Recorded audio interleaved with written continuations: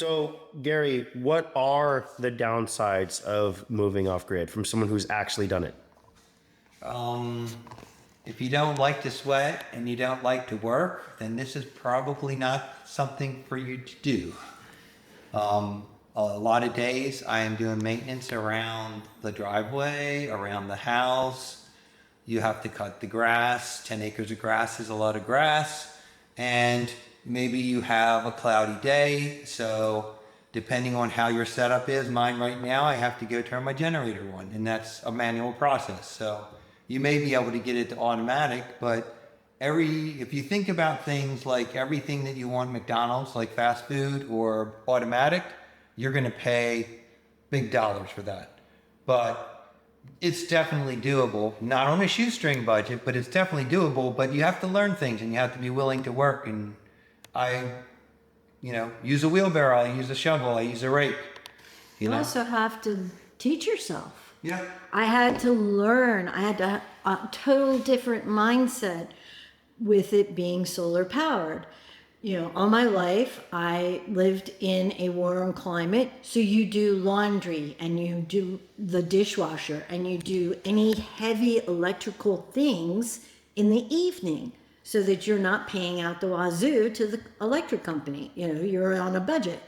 Here, you're using solar. You don't want to do a lot of stuff in the evening because that takes your power way, way down. You want to do it when the sun's out. That's when you want to do your laundry. That's when you want to wash your dishes. That's when you want to vacuum. That's when you want to... By 1 or 2 o'clock, our batteries are charged at 100%. So once the batteries are 100%, any excess solar is free power. So that's when you set the car to charge from like 1 to 3.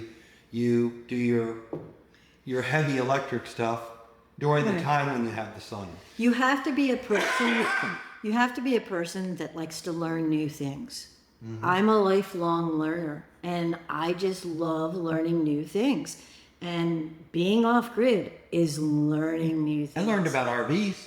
I learned about RVs. I didn't know I was going to. I've been camping a lot of times, like with Boy Scouts and Primitive, and we also had a camper in our family, a tent camper, a pop-up camper, and then we got this big RV, 39 feet long, all these great things in it, but I mean, it's just like a little house.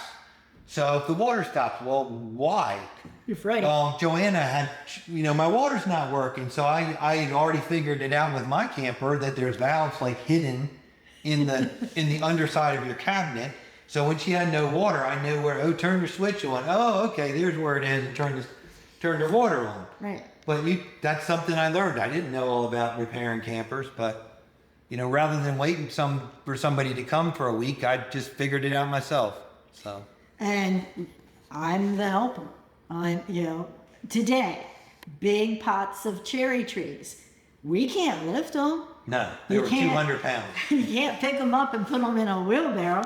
So, mechanical advantage. I'm like, okay, and it's 2 old farts construction. Put it in the wheelbarrow and use the... Yeah, we used the tie-down straps, put it around the cherry tree, around the pot, and then we put 3 tie-down straps up to the crane, and then we craned it up and put it in the wheelbarrow. Switched it and then once we had it in the wheelbarrow, we could bring it up and slide it out. But to lift that thing, there was no way.